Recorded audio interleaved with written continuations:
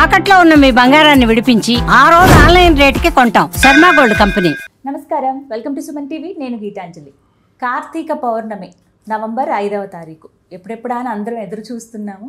ఎందుకంటే సంవత్సరం పొడవునా మనం పూజలు చేసినా చేయకపోయినా ఆ ఒక్కరోజు పూజ చేసుకుని చక్కగా 365 ఒత్తులు వెలిగిస్తే సంతృప్తి అంటే అది మాటల్లో చెప్పలేము. అది ఇళ్లల్లో చేసుకుంటారు కొంతమంది విశేషంగా దేవాలయాలకు వెళ్తారు. అలాగే రాబోతున్న కాలం కావచ్చు, ఇప్పుడున్నటువంటి పరిస్థితుల్లో రకరకాల అనారోగ్యాలు మనం చూస్తున్నాం.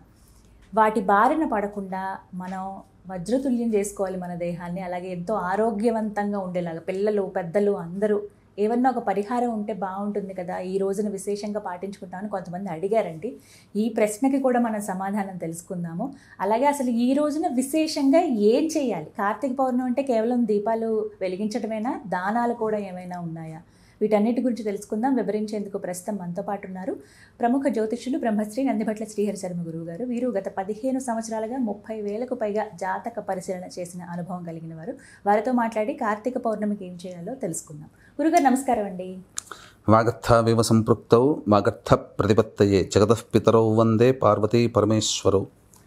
ఆదిత్యాయ చ సోమాయ మంగళాయ బుధాయ చ గురుశుక్రశనిభ్యశ్చ రాహవే కేతవే నమః. శృంగేరి జగద్గురు పీఠాధిపతులకి, కంచి పీఠాధిపతులకి నమస్కారములు తెలియజేసుకుంటూ కార్యక్రమాన్ని ప్రారంభిద్దాం. కార్తీక పౌర్ణమి గురుగారు ఎప్పుడెప్పుడా అని ఎదురు చూస్తున్నాము. వాస్తవానికి మా అందరికీ తెలిసినంత వరకు అయితే ఇలాగ ఒత్తులు వెలిగిస్తాం. ఇక్కడ వరకు శివారాధన మరి ముఖ్యంగా చేస్తారు, విష్ణు ఆరాధన కూడా ఉంటుంది ఇళ్లల్లో, అలాగే దేవాలయంలో దీపాలు వెలిగిస్తారు. ఇంకా ఏవైనా ఈ రోజున విశేషంగా చేయాలా? అసలు ఏంటి విధి విధానాలు? మాసములలోకెల్లా పుణ్యాన్ని సంపాదించుకునే మాసము ఈ యొక్క కార్తీక మాసం అమ్మ. అందులో ఏమాత్రము సందేహం లేదు. కార్తీక మాసం అంటే అందరికీ గుర్తొచ్చేది కార్తీక పౌర్ణమి, అరుణాచల గిరి ప్రదక్షిణ, దీప ప్రజ్వలనం, అలాగే దీపదానము, ఇవన్నీ చేస్తాం. అయితే చాలామంది ఈ యొక్క దీపాలని వెలిగించేటువంటి విధానంలో కానీ, సరే దీపాలని ఎవరికి వారు వారి యొక్క శక్తి అనుసారము వెలిగిస్తారు. కానీ ఒత్తులని వెలిగించే విధానంలోనే చాలా లోపాలు ఉన్నాయి. ఎందుకనంటే ఇప్పుడు బయట మార్కెట్లో 365 ఒత్తులు అని చెప్తున్నారు. అసలు ఈ 365 అనేది మనకు 12 మాసాలు కలిపితే వచ్చినటువంటిది, 12 నెలలు ఇంగ్లీష్ గ్రెగోరియన్ క్యాలెండర్ ప్రకారం. కానీ మన సంస్కృత, మన అనాదిగా వస్తున్నటువంటి సనాతన ధర్మ ప్రకారము మాసానికి 30 రోజులే. 12 మాసాలు అంటే 12 ఇంటూ ఎంత? 30, 360. సరే 2-3 ఎక్కువైనా పర్వాలేదు. కానీ 365 మాత్రమే వెలిగించడం వల్ల ఒక్క ఒత్తి వెలిగించిన ఫలితమే కలుగుతుంది. ఎప్పుడు కూడా పూజా సందర్భంగా ఒక్క ఒత్తి వెలిగించకూడదు. 2 ఒత్తులైనా కనీసము జోడుగా వెలిగించాలి. అంటే ఖచ్చితంగా 720 ఒత్తులని వెలిగించాలి. అంటే అందరూ చేస్తున్న తప్పేది సాధారణంగా. కాబట్టి ఒక్క 365ని వెలిగించే బదులు 2 కొనుక్కొని 2 వెలిగించండి. కరెక్ట్గా శాస్త్ర ప్రకారాన్ని అనుసరించినటువంటిది. కాబట్టి ఈ యొక్క కార్తీక పౌర్ణమి రోజున చంద్రుడు చాలా వెలుగులతో, అంటే మనము పండు వెన్నెల అంటాం కదా, ఏ మాసానికి ఆ పండు వెన్నెల ఉండదు. కార్తీక మాసానికి మాత్రమే పండు వెన్నెల. అంటే ఒక వెండి ఎలా అయితే తలతల మెరిసిపోతుందో అలా చంద్రుడు మేలిమి బంగారంలా, అసలు ఎంత ఆనందంగా ఉంటుందో ఆ పౌర్ణమి వెలుగుల్లో నిలబడితే, పచ్చిక బయల్లో అలా ఉంటే అంత గొప్పగా ఉంటుందమ్మా కార్తీక పౌర్ణమి రోజున. ఈ రోజున చంద్రగ్రహము నుంచి అమృత కిరణాలు భూమి మీద ప్రసరిస్తాయి. కాబట్టి ఎటువంటి నియమాలు పాటించాలి, ఆ యొక్క అమృతత్వాన్ని మనం సొంతం చేసుకోవాలంటే ఎటువంటి నియమాన్ని పాటించాలి? ఇప్పుడు మనము దోమలు ఉన్నాయి, దోమలు కుట్టకుండా ఉండడం కోసం ఇంటినంతా కూడా ఆల్ అవుట్ పెట్టుకుంటాం, ఒంటికి ఏదైనా క్రీమ్లు, ఓడోమాస్ లాంటివి రాసుకుంటాం. అంటే ముందు ప్రిపేర్ అవుతున్నాం కదా. లేదా బంధువులు ఎవరైనా వస్తున్నారంటే మనం అన్నీ సిద్ధం చేసుకుని వాళ్ళకి వంటకి, భోజనానికి. మరి చంద్రుడి యొక్క అమృతత్వాన్ని మనం పొందాలంటే ఊరికే చంద్రుని దగ్గర కూర్చుంటే కాదు, మన శరీరం కూడా దానికి సిద్ధం చేయాలి కదా. సిద్ధం చేయాలంటే కొన్ని నియమాలు పాటించాలి. అసలు ఈ కార్తీక పౌర్ణమి రోజున ఎటువంటి విధి విధానాలు ఆచరించాలి, ఏ నియమాలు, ఎటువంటి దానాలు చేయాలో మనం తెలుసుకుందాం. పొద్దున్నే కాలకృత్యాదులు తీర్చుకొని బ్రహ్మ ముహూర్త కాలంలో అవకాశం ఉంటే లేవాలమ్మా. లేచి ఇంట్లో దీపారాధన చేసి శివ పరివారానికి చిత్రపటానికి పూలమాల వేసి ఇంట్లో శివలింగం ఉంటే శివాయ నమః అంటూ ఈశ్వరుడికి అభిషేకం జరుపుకోవడం, శివ సహస్రనామ పారాయణం అక్కడ చేయడం. ఇక 5 గంటలకల్లా తులసి చెట్టు దగ్గర ఆవు పేడతో అలికి చక్కగా స్వస్తికు, శంఖము, చక్రము, ఓంకారము, అలాగే అష్టదళ పద్మము బియ్యపిండితో వేసి వాటికి గంధపుష్పాదులతో అలంకరించి మధ్యలో బియ్యపిండితో కానీ గోధుమ పిండితో కానీ ప్రమిదను చేసుకొని మన చేతితో తయారు చేసినటువంటి ఒత్తుల్ని 3 ఒత్తులు వేసి ఆవు నెయ్యి వేసి వెలిగించి అప్పుడు విష్ణు సహస్రనామ పారాయణం సంకల్పం చెప్పుకొని విష్ణు సహస్రనామ పారాయణం చేసి అరటి పండ్లో, ఆవు పాలో, దానిమ్మ పండు, జామ పండ్లో, ఉసిరికలో నైవేద్యంగా పెట్టాలి. పెట్టిన తరువాత ప్రధానంగా అవకాశం ఉంటే ఉపవాసం ఉంటే చాలా మంచిదం. ఎందుకంటే రాత్రి కురిసే వెన్నెల యొక్క అమృతత్వాన్ని మనం పొందాలంటే మన శరీరము ఎటువంటి ఆహారముగా అంటే పండ్లు పాలు తీసుకొని శరీరాన్ని డీటాక్సిఫై చేసుకుంటామని అంటాం కదా, ఆ విధంగా శుభ్రపరచుకోవాలి. ఆ రోజు ప్రదోషకాల సమయానికి చక్కగా స్నానం ఆచరించి తిరిగి శివాలయానికి చేరుకోవాలి, విష్ణు ఆలయానికి చేరుకోవాలి. శివాలయంలో నవగ్రహాల చుట్టూ శివాయ నమః అంటూ ప్రదక్షిణ చేయడం, అవకాశం ఉంటే చండీశ్వర ప్రదక్షిణ ఆ శివాలయంలో ఆ కార్తీక పౌర్ణమి రోజున చేయడం, తర్వాత విష్ణు ఆలయంలో ఉన్నటువంటి రావి చెట్టు చుట్టూ నారాయణాయ నమః అంటూ ప్రదక్షిణ చేయడం. చేసిన తర్వాత దీప ప్రజ్వలన ప్రదోషకాల సమయంలో చేయాలి.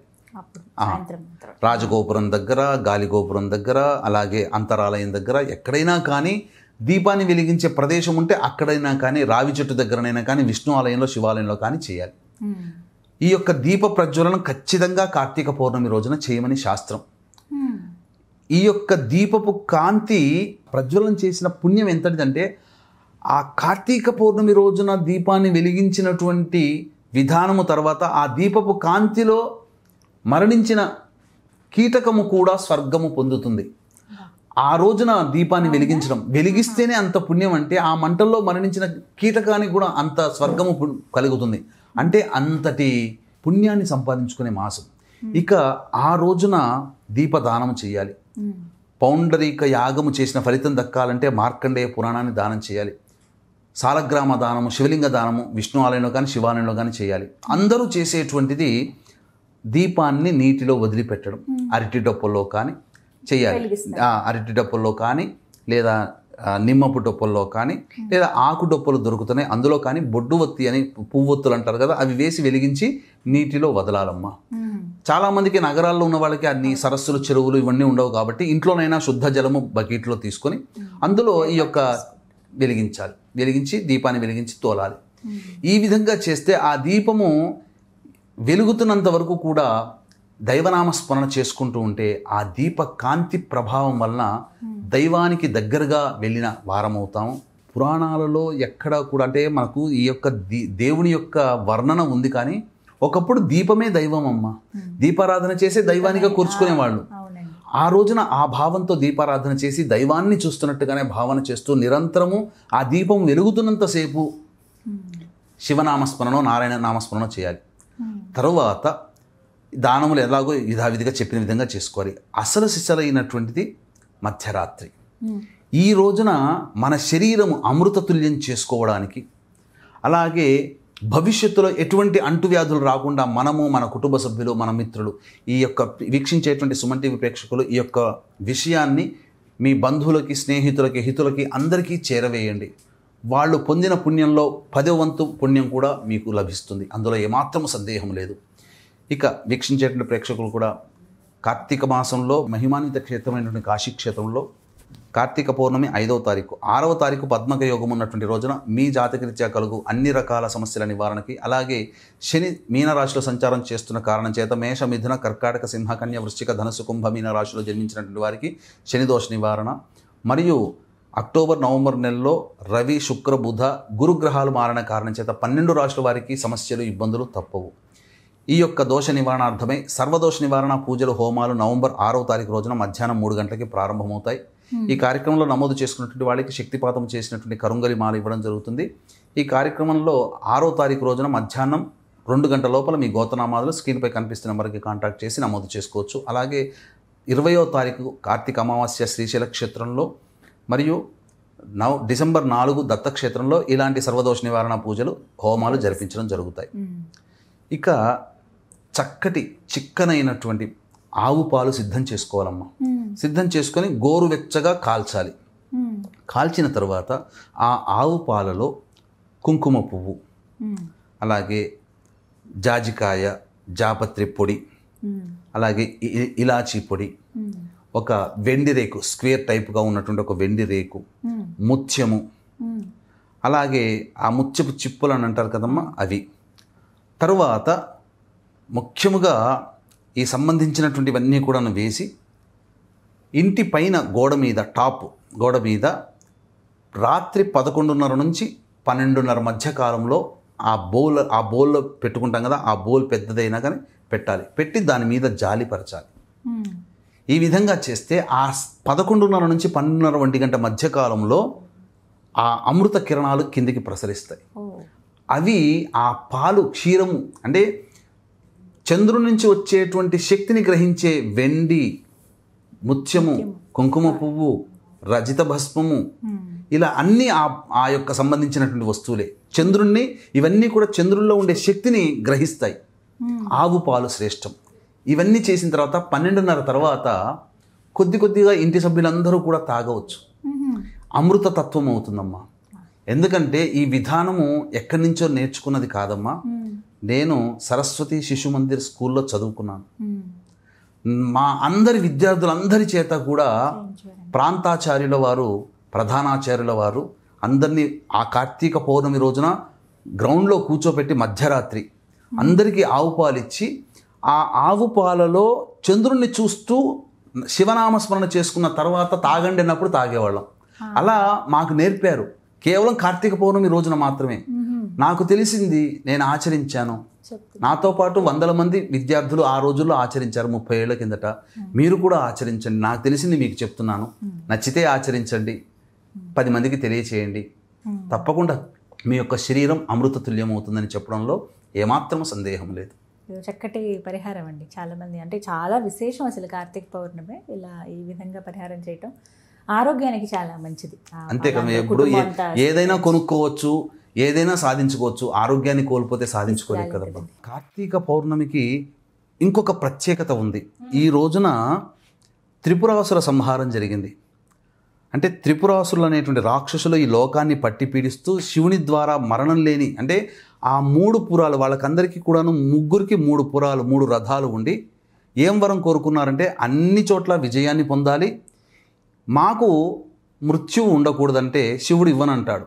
అప్పుడు ఏం చెప్తాడంటే, మీరు ఇంకేదైనా రూపంలో అడగండి వరాన్ని కోరుకుని, అంటే మాకు 3 రథాలు కావాలి, బంగారు, వెండి, ఇనుము. ఈ 3 రథాలు ఒకే వరుసలో ఉన్నప్పుడు, ఒకే సరళ రేఖ మీద ఉన్నప్పుడు, ఒకే బాణంతో మా 3 రథాలని ఛేదించినప్పుడు మాకు మృత్యువు సమీపించినట్టే అని వరం కోరుకుంటారు.